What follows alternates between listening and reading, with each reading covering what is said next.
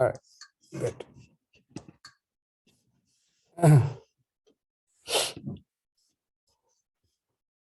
You guys like the pace? You want me to go faster and skip the tangents, or do you want? You like it? You like it? This is good. Yeah. Because it's even if it's going slow, we're not going anywhere. We'd rather. Yeah. And another reason why I'm doing what I'm doing is because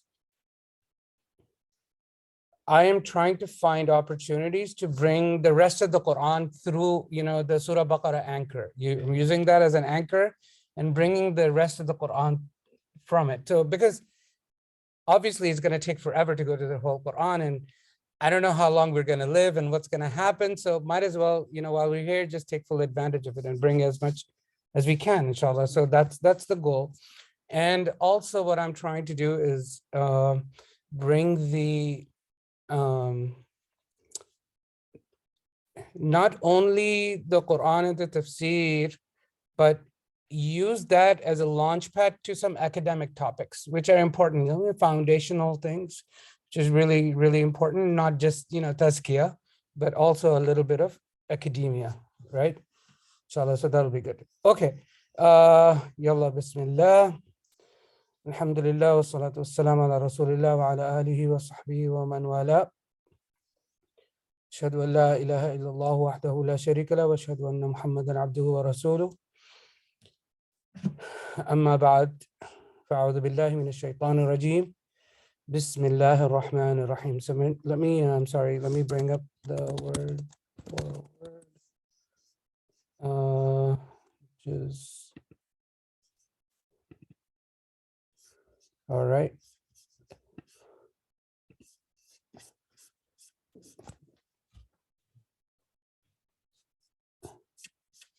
So last time we were talking about Ijaz al-Quran, the miraculous nature of the Quran. We just barely scratched the surface, but I wanted to give you an idea. So that was an academic topic, right?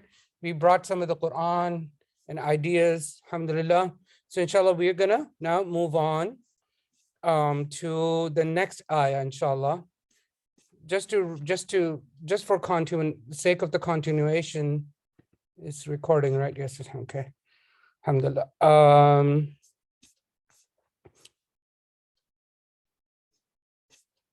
Just for continuation, are you guys able to see this okay? Just a little bit more, probably zoom. Zoom bigger? Okay.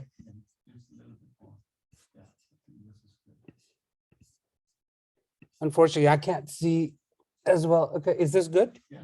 Okay, alhamdulillah. All right. So just to remind ourselves what the ayah was before, it was Allah subhanahu wa ta'ala, the ayah al-tahaddi, the ayah of challenge, right? Allah subhanahu wa ta'ala says, فَإِن لَمْ تَفْعَلُوا وَلَن تَفْعَلُوا, you have not been able to do it and you will never be able to do it. فَاتَّقُوا النَّارَ الَّتِي وَقُودُهَا النَّاسُ وَالْحِجَارَةُ. What you will not be able to do? To produce another surah, right? فَاتَّقُوا النَّارَ الَّتِي وَقُودُهَا النَّاسُ وَالْحِجَارَةُ. Then fear the fire whose fuel is people and stones. وَعِدَّتْ لِلْكَافِرِينَ. That's been prepared for the kafirin. Okay, so we're going to spend a little bit time today talking about, Iman and all of those things. You'll see, inshallah. This is the next ayah now, inshallah. This is ayah number 25. وَبَشِّرِ الَّذِينَ آمَنُوا. Allah subhanahu wa ta'ala is saying, then to Rasulullah sallallahu alayhi wa sallam, وَبَشِّرِ الَّذِينَ آمَنُوا, because obviously who's the messenger. Always keep in mind, whenever you're reading the Quran, always keep in mind the first audience of the Quran, first audience is Rasulullah sallallahu alayhi wa sallam. Quran speaks to Rasulullah sallallahu alayhi wa sallam, and from him, because he is the messenger who's getting the message, right? He's getting the message from another messenger. Who's that messenger? Jibreel alayhi salam. Exactly. So he's also called Rasul in the Quran, by the way. I don't know how many knew that. The Jibreel alayhi salam is referred to as Rasulun Amin. He is the trustworthy messenger who brings the Quran. That's Jibreel alayhi salam's primary responsibilities. One of his primary responsibilities is to bring revelation. He's been bringing revelation not just to Rasulullah sallallahu alaihi wasallam.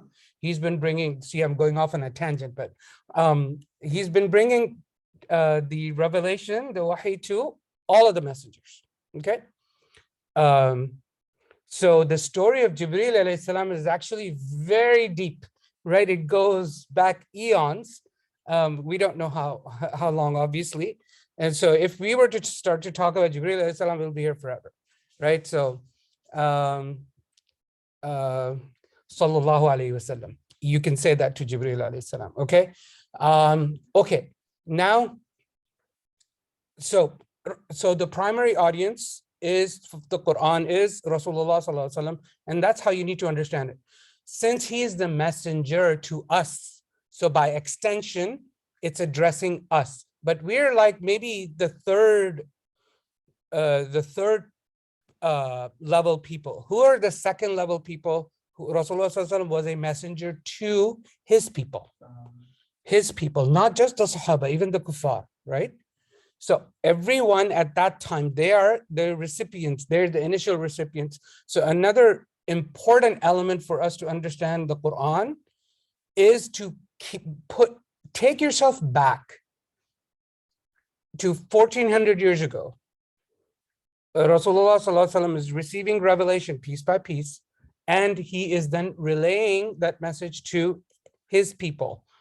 Everyone, kuffar, mushrikun, Yahud, Nasara, Sahaba, everybody, right? And then by extension then to us, okay? And this is important because otherwise it won't make sense. The Quran is not going to make sense to you. Okay, so here the command is to whom? Assalamu alaikum. The command is to whom? Is to Rasulullah. Hey Rasulullah sallallahu alaihi wasallam, bashiril ladina amanu. Give good news to those who believe. وَعَمِلُوا الصَّالِحَاتِ. Not just give good news to those who believe, but those who believe and do.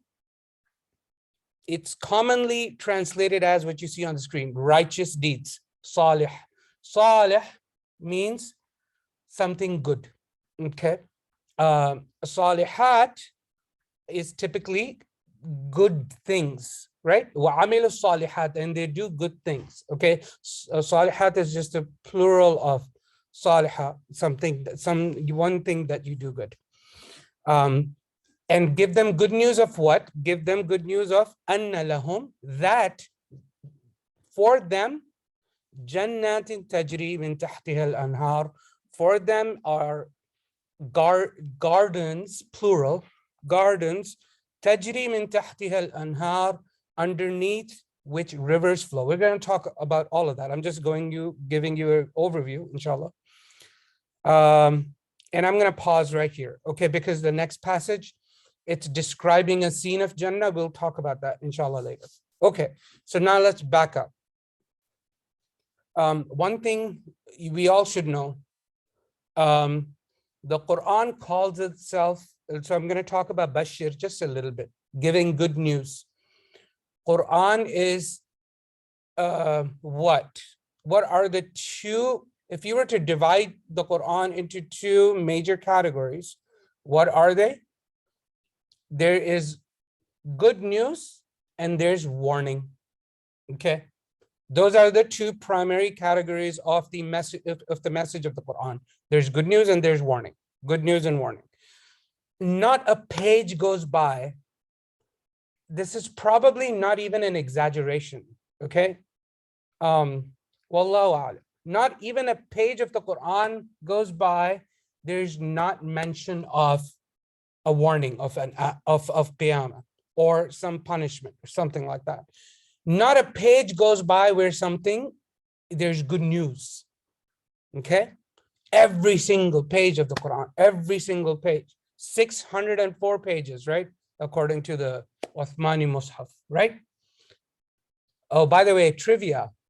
You know, us Desi people, the Desi people, everybody knows what Desi is right here. You know Desi, right? Yeah. So we call the Uthmani Quran the Arabic Quran, right? Have you heard that before? Okay. It's called the Uthmani Mus'haf. That's a whole, so I'm giving you just a little bit of a hint. You know the Indo-Pak script? What is that called? That Quran, what is that called? The Mus'haf. Majidi. It's called Majidi. Okay, just FYI. Nobody knows it like that. It's a very unknown topic. I just looked into it one time. I'm like, what? Where does this come from? Anyway, unfortunately, a lot of us have been handicapped by our upbringing. We're used to reading the Majidi Mus'haf, and its font is different, its writing is different, and they see people, we can't read the Uthmani Mus'haf. The Uthmani Mus'haf is called Uthmani Mus'haf. Why? Because it follows to the letter, to the spelling detail of the original Mus'haf that was standardized by Uthman radiallahu anh. Okay, to the letter. Okay, even the spelling changes. Like, for example, Bismillah ar-Rahman ar-Rahim. Sometimes you'll see, so normally at the beginning of the surah, surahs, how is Bismillah ar-Rahman ar-Rahim written? It's with ba and then seen immediately, right? There's no alif in the middle. The actual spelling of bi-ism within the name or with the name is actually with the alif in the middle. Okay, so if you see I'll actually show you. So if you see the actual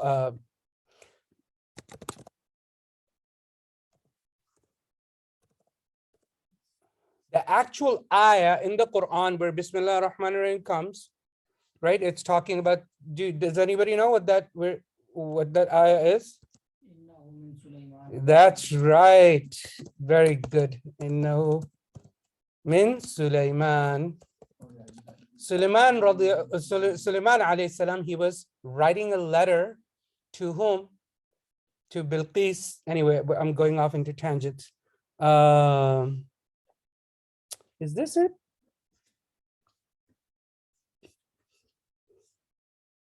Let me search in a different app.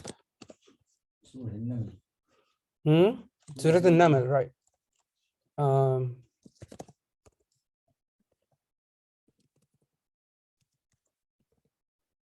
I spelled something wrong.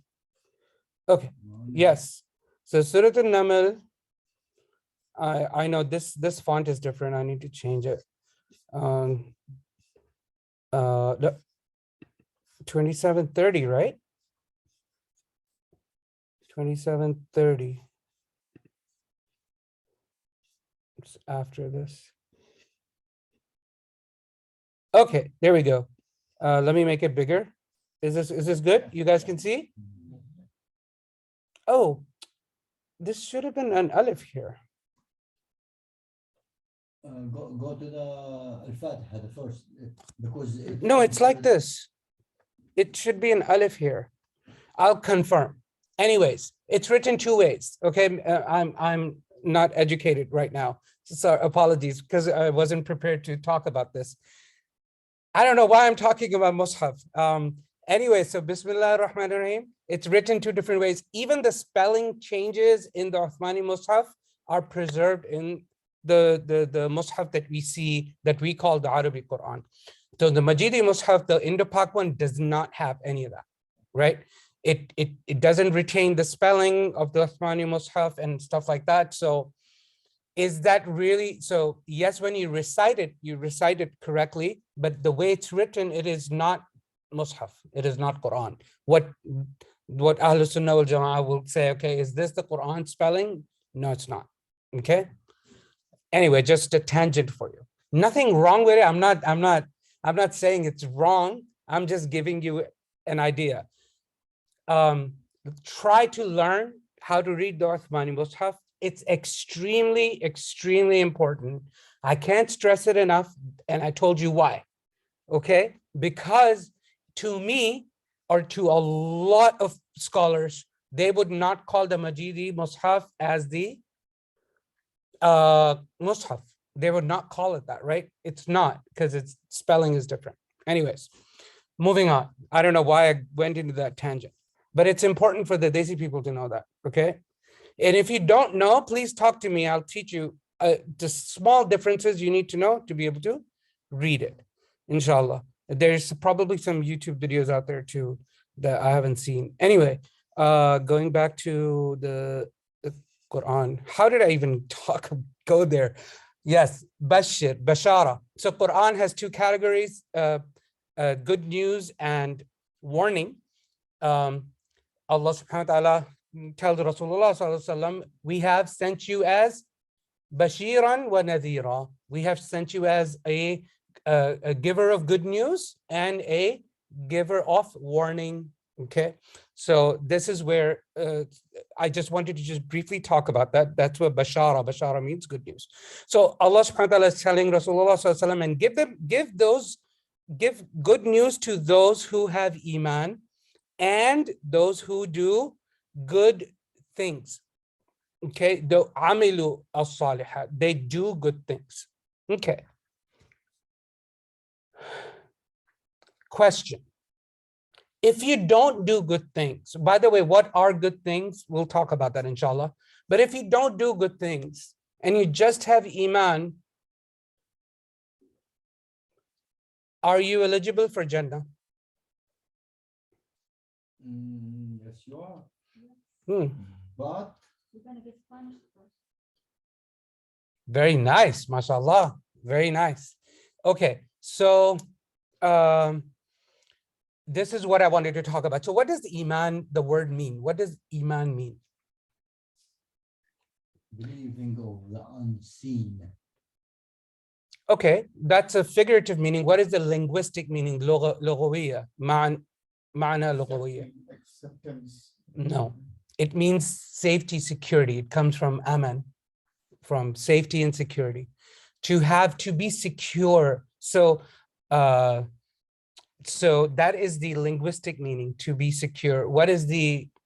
So when you look at tafsir, the first thing, remember I told you what is rule number 1 of tafsir? You look at the word, before you even look at the Arabic meaning of the word, you see what the Quran, how it uses the word, right?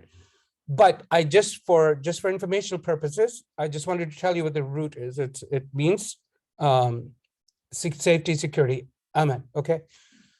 The Sharia meaning of Iman is deep. Okay, it's very, very deep. Okay. The scholars, and they all agree upon this, it has at least 3 major components. Okay. And don't confuse it with the branches of Iman. That's something else. Okay. So it has 3 major components. This is a very, very important topic, academically speaking. Okay. And it's also very important because we live in an age of takfir. You know what I mean by age of takfir? We call other people kafir very, very easily. May Allah subhanahu wa ta'ala protect us. Okay. We have no right. And I'll tell you why as well. I'll give you a little bit of a history lesson, inshallah. Okay, so question. The question you asked, the eligibility of Iman, but without work. I said, yes, you're eligible. I'm getting there. That's what I just wanted to make you guys think for a second. No. I'm gonna probably talk the next half hour about this, inshallah, if you guys permit me. Is that okay? Yes. Okay. So Iman, I was talking about the Iman, the Sharia meaning. So it has at least three things which everyone agrees upon. Okay. First is knowledge, knowing that Allah subhanahu wa ta'ala exists, right? And the 6 pillars of Iman and all of that stuff, right? So knowing, having knowledge of those things. Can I read a book and have knowledge about the 6 pillars of Iman, for example? Of course. Does that make you a mu'min? No, it doesn't, right? 2, then having conviction, yaqeen, about it. Okay, that there is Allah subhanahu wa ta'ala, that there are angels, that there, and so on and so forth. Okay, and that I'm gonna that there is a Yawm al-Qiyamah, and I will be judged for my actions. Okay, very important, right? Is that enough? Having knowledge and having yaqeen, is that enough? Let me throw you a curveball if you haven't thought about this. Iblis, Shaitan, did he have knowledge about Allah subhanahu wa ta'ala? Did he have yaqeen about Allah subhanahu wa ta'ala and the day of judgment? So those two aren't even enough. What makes a mu'min? Walk the talk. This belief, if it doesn't have an emotional connection that transforms you and the way you behave, okay, and how you behave, that's another discussion. We'll talk about that very shortly. Unless it's doing that, you're not a mu'min, right? Because otherwise, we're no different from Iblis. If we have knowledge, we have yaqeen, but it's not transforming us, then we're not mu'min. Okay, so that's very key difference. So now let's talk about what does transformation mean? Transformation, so the minimum that everybody agrees upon, not minimum that everybody agrees upon. I'm just saying, just for argument's sake, the minimum is you need to utter the fact that ashhadu an la ilaha illallah wa ashhadu an, you need to at least utter that. Okay. Are you allowed to judge people's iman? No. Zero. No, you're not allowed. Okay.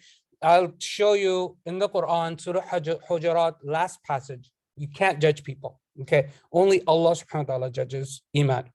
But can you judge people's Islam? Islam as in their outer actions.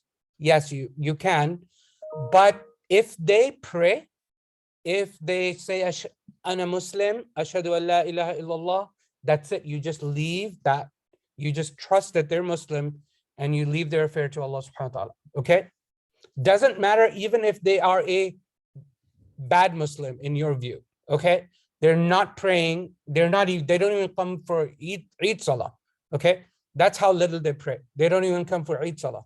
You're not supposed to call them anything else but a Muslim because they said they're Muslim, right? Did I tell you about the hadith, one story of Rasulullah sallallahu alaihi wasallam where Usama bin Zayd, by the way, who is Usama bin Zayd? You know Zayd, radiallahu anhu? Huh? Who knows? Do you know? Yes, the adopted son of Rasulullah sallallahu alaihi wasallam. Later on, Allah subhanahu wa ta'ala eliminated the adoption, and then he Islamically speaking, he was his brother. But really, Rasulullah sallallahu alaihi wasallam adopted him and loved him, right? So if there was going to be another, if he hadn't passed away, if Zayd radiallahu anhu had not passed away, he would have been the next prophet, Rasulullah sallallahu alaihi wasallam said. Okay, he is so significant, Zayd radiallahu anhu, his name is in the Quran, right? We know that? No? Yes, his Zayd radiallahu anhu, his name is in the Quran. Let me show you where. When Rasulullah sallallahu alaihi wasallam married who was his ex-wife. Okay. Yes. I just want to show you, just for ثم what? Tell me again. ثم قضى زيد. Yes.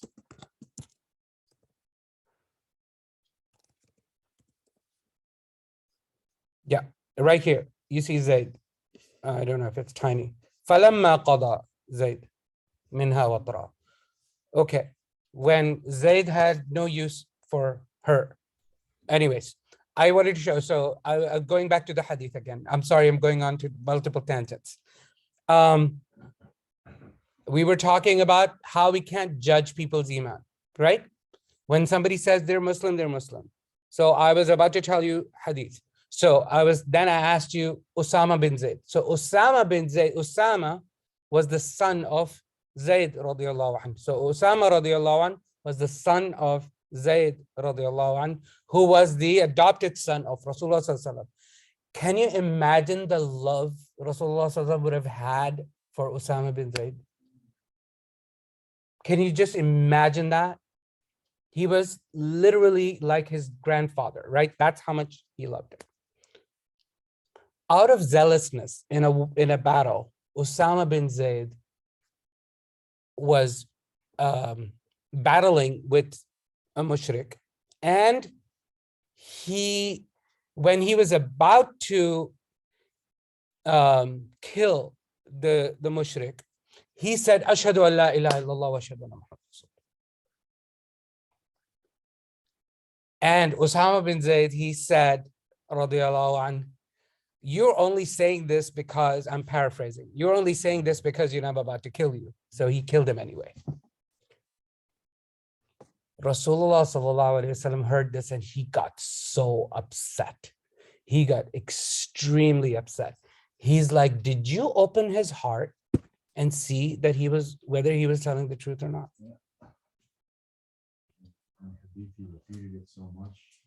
Yeah. So I'm just saying, I know you guys have heard all of this, right? I'm just bringing it all together. So it's important. We can't judge people's iman. Okay. When they say ashhadu an la ilaha illallah, that's it. We can't do takfir. We cannot. Okay.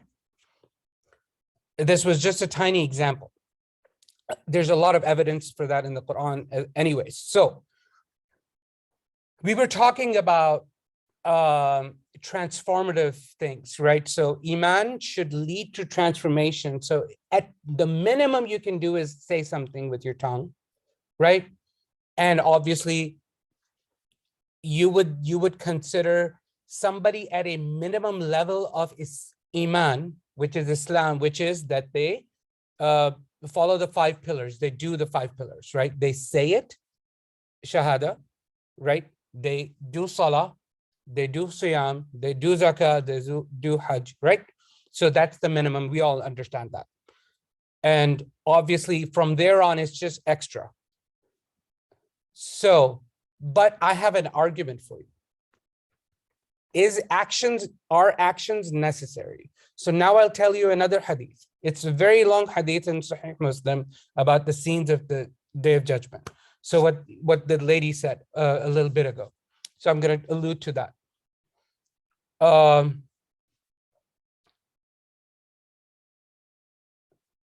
So after on the Day of Judgment, after a long period had passed, wallahu alam, some scholars say 50,000 years will go by, and then Qiyamah, the Hisab wouldn't start.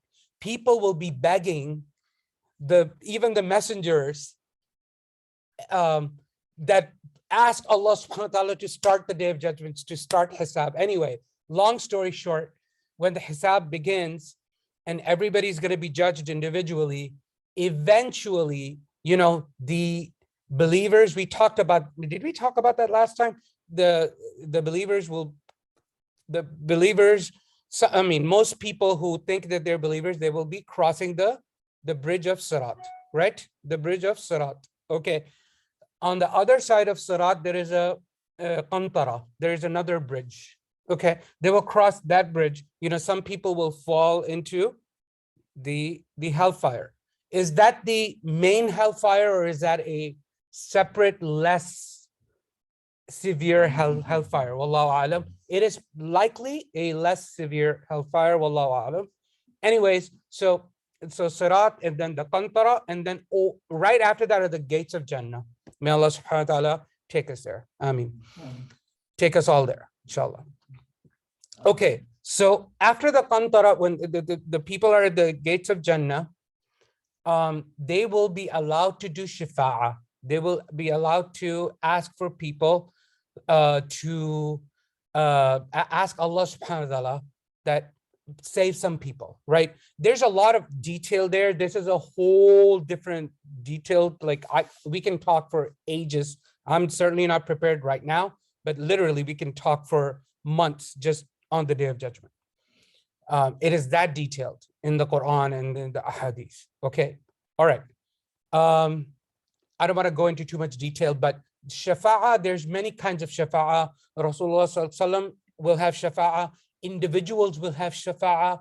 And this is the individual shafa'ah that Allah subhanahu wa ta'ala will grant the righteous people to do shafa'ah for other people. So the good people who will end up at the gates of Jannah, before entering even Jannah, they're so good. Those people are so good that they will do shafa'ah for those who fell into the purgatory. I'm going to use this Christian term because, you know, the concepts align. Okay, so what we call barzakh and what we call that falling into hellfire to purge your sin, they kind of confuse the two things, but that's called purgatory. Okay, so they're going to fall in. So those people will do shafa'ah. By the way, this is why always be visible and be friends with and be close with the righteous people. This is why I'm close with Brother Samir, right? That once he's at the gates of Jannah, he will do shafa'ah for me, right? So what will Allah subhanahu wa ta'ala tell those people? Okay, go and find those people who have a 1 dinar size of Iman in their hearts. Go and point those out, and those will be taken out of the hellfire. A dinar size of heart, of Iman. Then they will do shafa'ah again. They'll find those people, they'll bring them, then they will ask again, oh Allah, there's more people in the purgatory, right? Then Allah subhanahu wa ta'ala will allow them to go and find people who have half a dinar size of Iman in their hearts, and they will be brought back out of hellfire. Then they will do shafa'ah again. And then Allah subhanahu wa ta'ala will tell, okay, whoever has the mithqala dharra, whoever has the smallest atom size, whatever you want to call it, atom is not atom physical, what you learn in physics. It's mean the smallest Iman in their hearts, go and find them and they'll be taken out of the hellfire, the purgatory.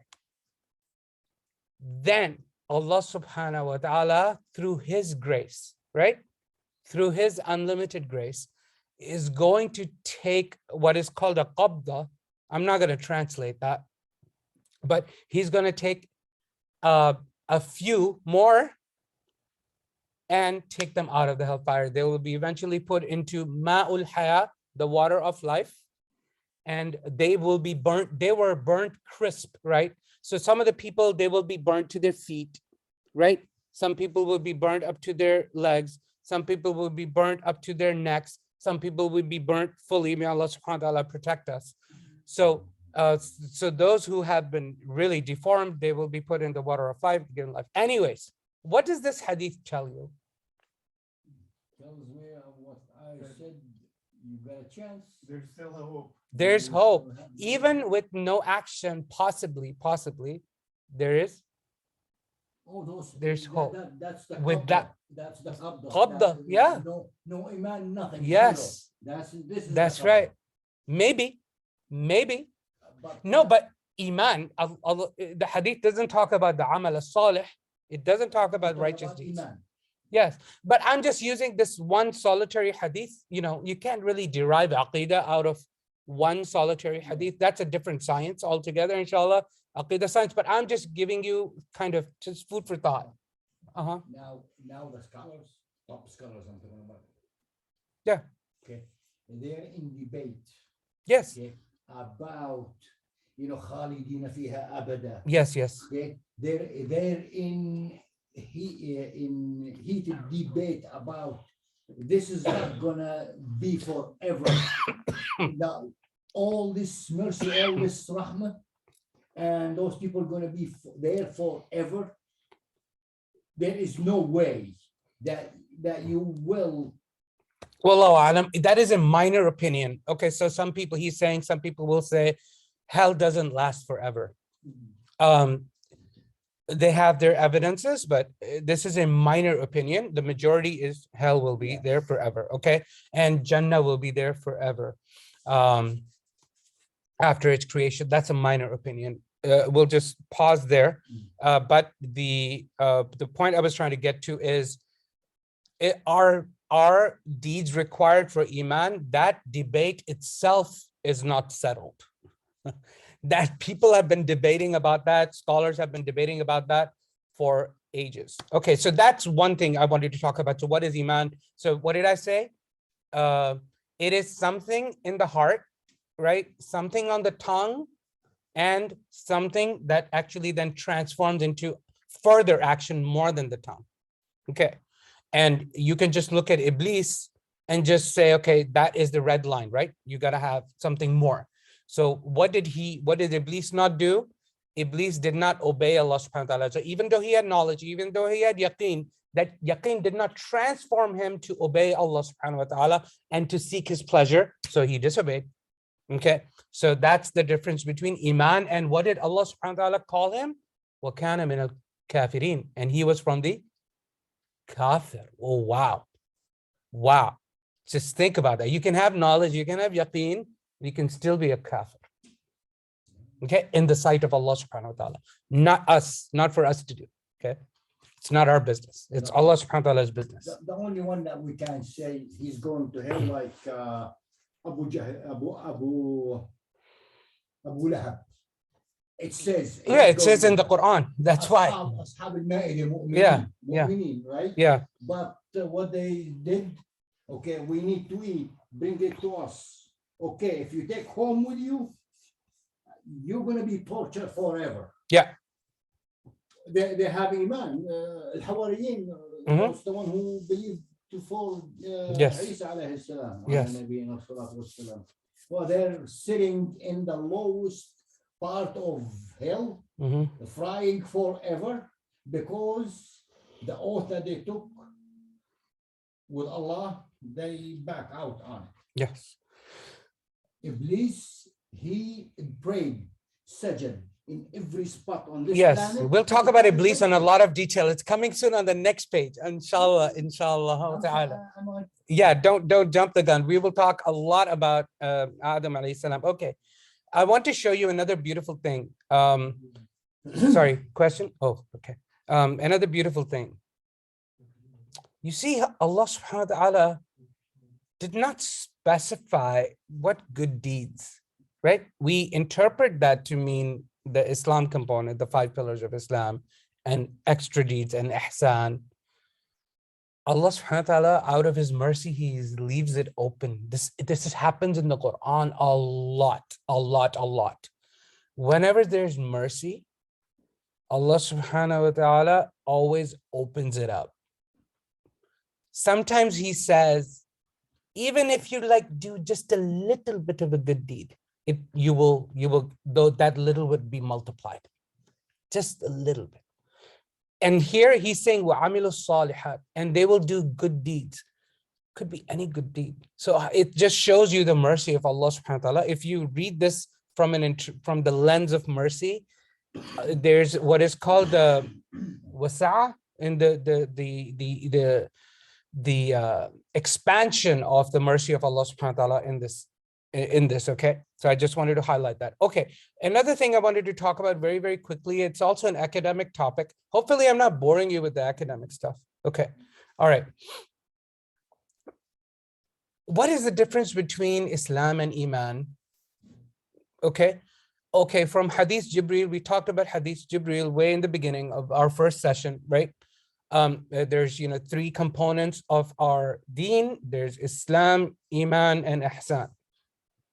But Allah subhanahu wa ta'ala hardly ever talks about Islam in the Quran, not that much. Okay, it is there, but it's not that much, as Allah subhanahu wa ta'ala, for example, never says, Ya ayyuhalladhina aslamu, oh those who have Islam. He says, O those of you who have believed. Ya ayyuhalladhina amanu. There's a rule, and this is a Quranic rule, and this is also an interpretation rule. It's a utility. If two words are separated by concepts, they could be synonyms, okay? Like Islam and Iman. So in the, for example, Rasul and Nabi. Okay, we will talk about that too. I don't want to go down that tangent right now, okay? But Rasul and Nabi, for example, there's some argument, they could be synonymous, or they could really be two different things. So Islam and Iman, they are synonyms most of the time in the Quran. So when Allah subhanahu wa ta'ala says, Ya ayyuhalladhina amanu, he also means, Ya ayyuhalladhina aslamu, those who have Islam. The lowest, the minimum level of Iman is Islam, okay? And the highest level of Iman is Ihsan, right? Okay.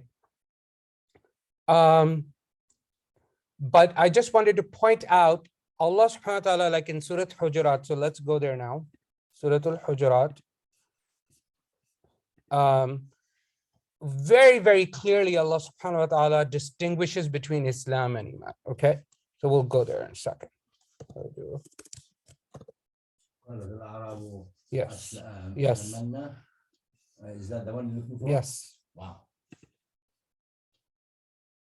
You win brownie points, mashallah. Huh? You're phenomenal, mashallah. Brownie points. Oh, Yeah. Okay. So, by the way, Surah Al-Hujurat, if you guys have not read the translation of Surah Al-Hujurat and the tafsir of it, please go listen. It is transformative. If that surah doesn't change you, I don't know if anything was going to change you. Okay. قالت الأعراب آمنا Yes. قل قولوا أسلمنا. So Allah subhanahu wa ta'ala here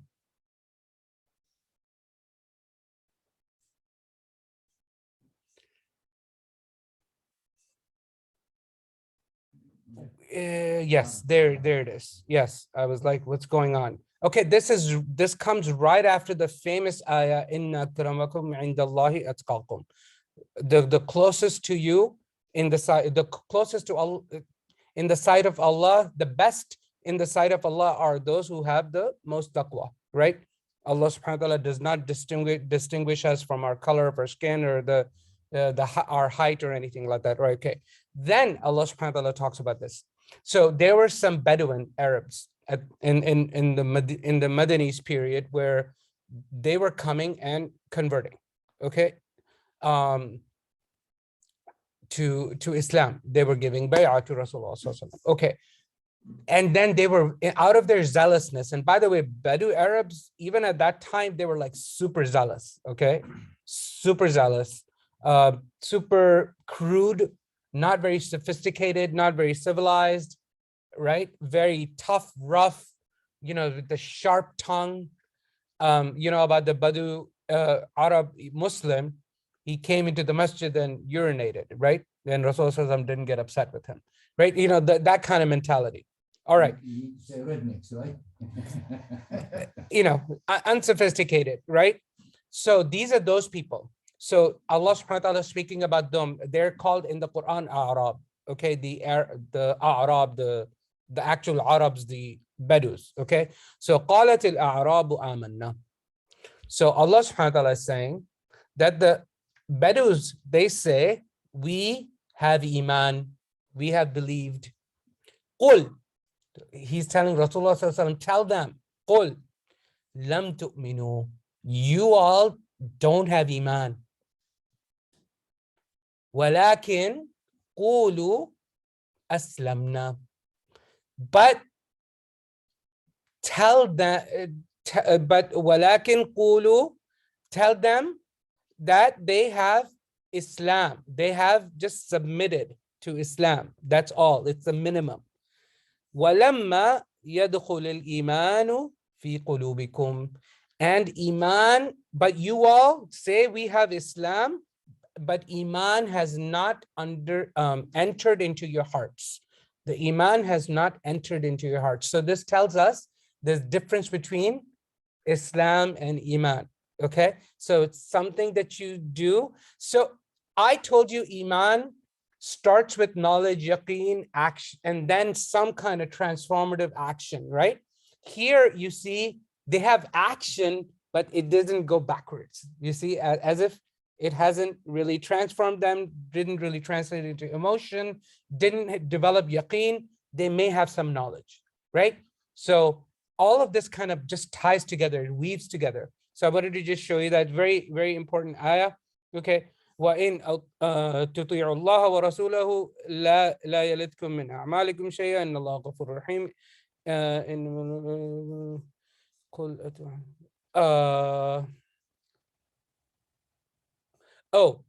One more thing, what I was telling you about the importance of not being able to judge people. First of all, the famous ayah, Inna akramakum indallahi atqakum, right there. Inna akramakum indallahi atqakum. The most noble amongst you in the sight of Allah, indallahi atqakum, those who have the most taqwa. There's no way we don't have a taqwa meter. We don't have a thermometer that I stick in you. Sheikh Ninawi says that also. That as soon as you enter the masjid, I put a thermometer in you, boom. Like, what is your iman level? You can't do that, right? What is your taqwa level? We don't have a meter for that. Alhamdulillah Rabbil Alameen. Yeah. Inna Allah alimun khabir. Very important.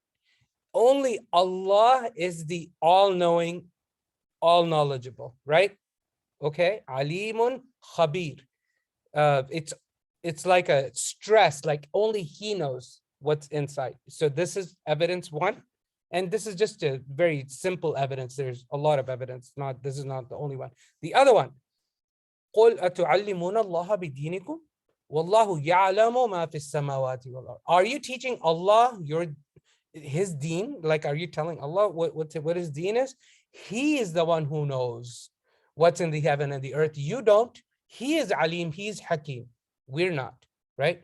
Anyways, so I just wanted to end that. So two important things we talked about. What is Iman? What are the components of Iman itself? And then what is the difference between Islam and what is the difference between Iman? There's a third thing I want to talk about very quickly. I think we can then call it a day, inshallah. Iman going up and down. It's called increase in Iman, decrease in Iman. Believe it or not, there are two schools of thought in it. Okay, by the way, how many schools of thought do we have in Islam?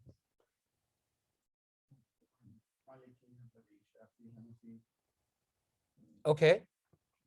Anyone else? Yeah, you're right, but I want more. How many schools of thought do we have in Islam? In our scholarship, right? In our Sharia, how many schools of thought are there? 11. Is there a number? Yeah, because then you're Shias and Sunnis and all, No. Okay. Remember our hadith Jibreel. Islam, Iman, Ihsan. Islam is the fiqh part. Okay, the actions, the how-to manuals of fiqh, right? How to pray, how to fast. I take the 11 back. I take it back. I told you, you can't answer any questions. So Islam has its schools of thought. There were many schools of thought, many, like over 90 in the history of Islam. By the mercy of Allah subhanahu wa ta'ala, the most popular of them and the ones that had the most following. So was it a popularity contest?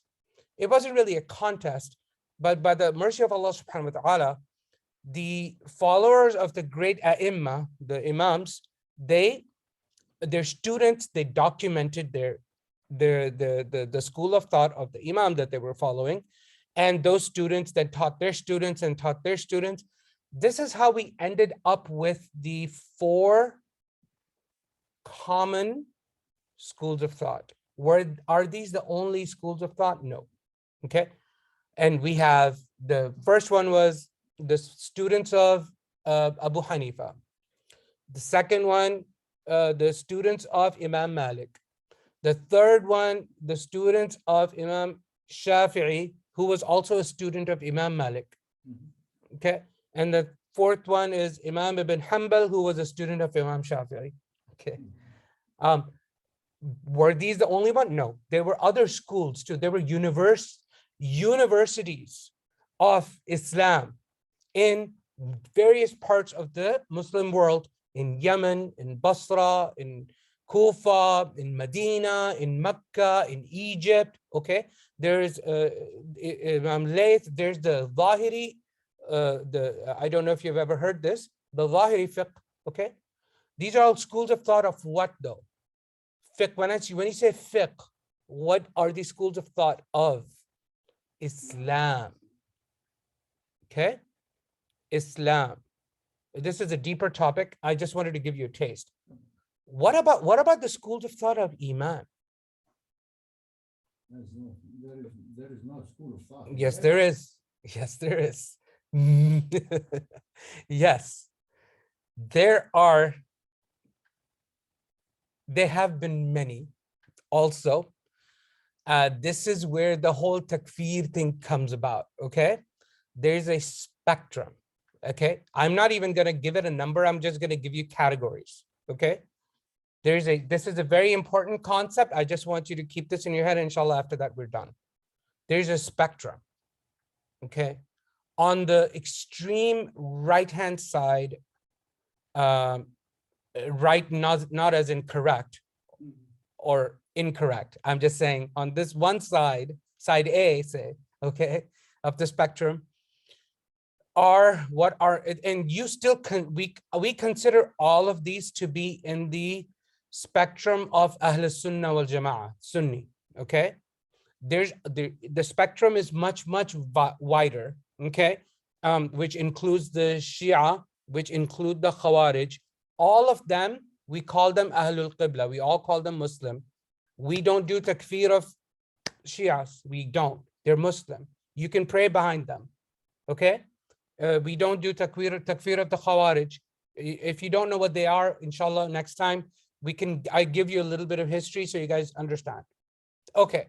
So according to the Aqidah of Ahl Sunnah wal Jama'ah, there's this spectrum. Okay. So I'm just talking about just the Sunni Aqidah. On the right-hand side, and some people will actually put this A side outside of Ahl Sunnah wal Jama'ah, just for argument's sake. I don't want to create I don't want to stroke passions for those who are listening to me. There's Mu'tazili, I'tizal. Those who did I'tizal, what they are, inshallah, that's a whole different topic. Mu'tazili. And on the extreme other side are what you might call the ultra literalist, or you can call them, I don't like labels, but I just want to talk about conceptually. So you have ultra rationalists who use their rationality, their brain, more than the evidence, more than the Quran and Sunnah, Quran and Hadith. No, I don't want to say Sunnah, okay, because that means a lot of things too. Okay, so the rationalists use their brain more than the Quran and the Hadith. And the other side are the ones that use zero rationality and just go by the Quran and Hadith. Okay. All right, the two extremes. You follow me? All right. Lots of schools of thought in the middle. Okay, some of the major categories you've heard about. You've heard of, so I said Mu'tazili is on that side. I won't say they're the extreme right, but Mu'tazili. Then you have Maturidi, Ash'ari, you have heard. Okay. Have you heard Maturidi Ash'ari? Wallahi, you haven't? Oh my gosh. Okay. Maturidi Ash'ari, I'm not smiling because I'm just surprised you don't know, because it is like such a contentious, controversial thing. Okay. We need to attend more lectures. Inshallah. And then there is, you must have heard the term Salafi, right? Okay. I'm not saying one thing or another. I'm just telling you. Okay. So they are on the left side. Okay. They use rationality, but they prefer the Quran and the Hadith. And on the right side, they prefer the, okay. There's another level, Quran and Hadith, which is more weightier, which is heavier, which is you're gonna prioritize more. Okay. Why not the Sunnah? Why not the Hadith? Why not the authentic Hadith? Rahim Bhai? You see? So it is multi-dimensional, okay? So is the Quran, is the Hadith, authentic Hadith the same as the Quran? Or is the authentic Hadith less than the Quran? Ah, okay. There's a whole different class. Okay, we can be here like till end of 2022, inshallah. But I'm just giving you an idea.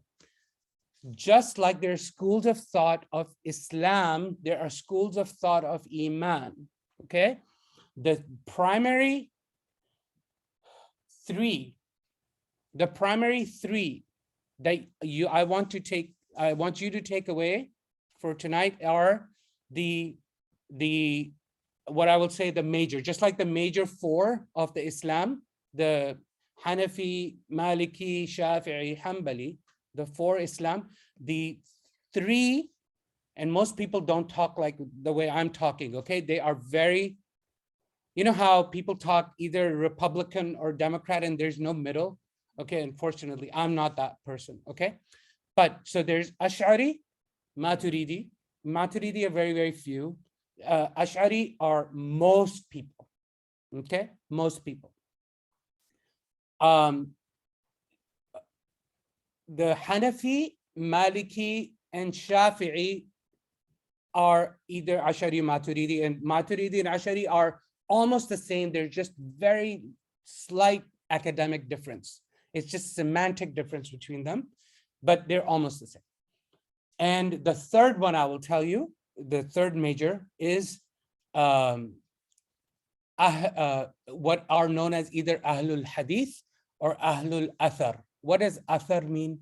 Athar means Hadith, basically, okay? Just it doesn't just mean Hadith, but just, it means like the sayings of the companions as well, okay? So Ahlul Athar or Ahlul Hadith, and then Ash'ari, Maturidi. Two different sides of the spectrum. So Hanafi, Maliki, definitely either Ash'ari, Maturidi, okay? Shafi'i could be Ash'ari, Maturidi, or could be Ahlul Athar, okay?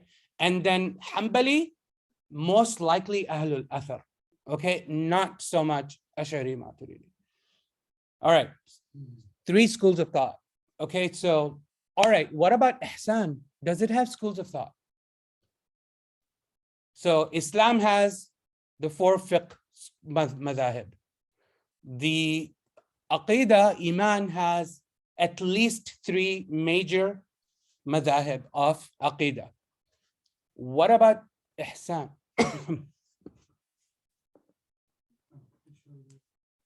There are. Have you heard of the word Sufi, Tasawwuf? Okay. Is all Tasawwuf bad? Absolutely not. Is Tasawwuf good? Yes, it is. Have some people gone to extremes, just like there's spectrum? There's spectrums, okay? Don't, please, if you take anything away from today's lecture, which I'm just teasing you with information, if you take anything away from today's talk, please be sympathetic and understanding that there are spectrums of understanding and everybody has a rationality behind what they're doing, okay? Some go to extremes, one versus the other, and some are somewhere in the middle, okay? Have tolerance for people, please. have developed tolerance for people. I can be here for weeks just talking about some of the things. I'm not an expert in everything. I'm not saying that, but anyways, so schools of tasawwuf, okay. Schools of tasawwuf, they are also known as, you must have heard of the term Sufi tariqa. Have you heard of Sufi tariqa? Turuq. Okay, those are the schools of thought. Okay, and they have been passed down from generation to generation to generation to generation. Okay, and those are the schools of thought, and there's a lot more. Typically, they are not they are not scrutinized as much because a lot of people don't take ihsan seriously, which is horrible. We as Muslims, we are missing a whole dimension of our deen, which comes from Hadith Jibreel, Islam, Iman, and Ihsan. We Muslims, we are missing a whole major, we have a deficiency in our ummah right now. We're not the people of Ihsan. Not. All we think is, oh, does he have his jeans all the way up when he's praying? Does he have a cap on his head? Yeah. Like these tertiary issues that are not even significant. Okay. Anyways, the difference of opinion. And we just focused on the Islam, very little on the Iman, Aqidah. Like most people don't even know what I just talked about. Most people have no idea, right? Where do you sit? Alhamdulillah, you probably don't need to worry about that too much. Inshallah, it'll keep us united. People have been talking about this and not fighting. Intellectual debate and intellectual battles have been happening for 1400 years on all these things, okay? What I described. And then same thing for ihsan. What I was talking about ihsan, hardly anybody looks at that. Very, very few blessed people look at that and actually try to do tazkiyat al-nafs. They improve themselves, which is a order in the Quran to do tazkiyat al-nafs. And we completely ignore that and we focus all our energy on the how of fiqh. Anyways, I'll just leave it at that. Hopefully this really spurred some juices today, inshallah. And we will talk more. I wanted to use this ayah as a springboard into this kind of academic conversation. الَّذِينَ آمَنُوا وَعَمِلُوا الصَّالِحَاتِ. Those who have Iman and those who good deeds. Okay, وآخر دعوانا الحمد لله رب العالمين. Assalamu alaikum wa rahmatullah. Sorry to keep you so long.